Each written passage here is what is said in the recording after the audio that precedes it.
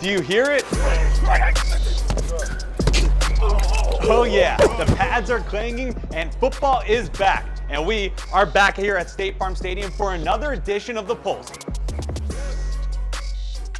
I'm Zach Gershman. Jonathan Gannon's down there on the field getting his squad ready for the preseason opener against the New Orleans Saints. How they're structuring training camp? Well, it's a little bit different. You got a low day, you have a high day, a hybrid day, and an off day. That structure is intended to emulate what the regular season is going to look like. And the players have embraced it. You know, I'm not too used to, the way they do it, the slow, the medium, the fast days, but it's been good for my body and good for my mental. And I think that it's just going to help our team be in the best position that we can be.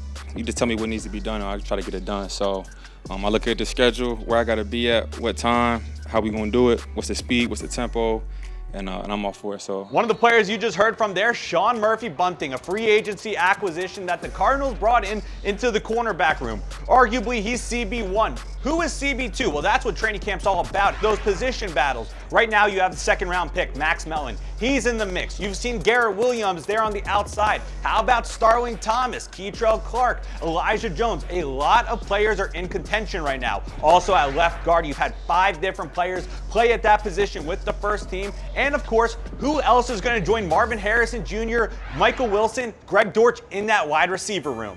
General Manager Monty Ossenfort has been on the sidelines for every single Cardinals practice. He's got his notepad ready to go, and he's watching every single position group. But one group specifically is that defensive line room. It received a major upgrade through the offseason, whether it was Justin Jones or Bilal Nichols through free agency, re-signing LJ Collier, or even using their first-round pick to select Darius Robinson. The room is looking quite good entering the regular season. It's a good room. It's a highly competitive room, but I just feel like the new pieces added, I think, elevated the mindset of what needs to get done with that group for the defense and the team to have success. And of course, it wouldn't be a Pulse episode without talking about K1, QB1, Kyler Murray. Now, we've talked before about how he's taken his targets to local high schools throughout the Valley. Now, they went out of the state. They went to California, down to UCLA's campus before training camp began.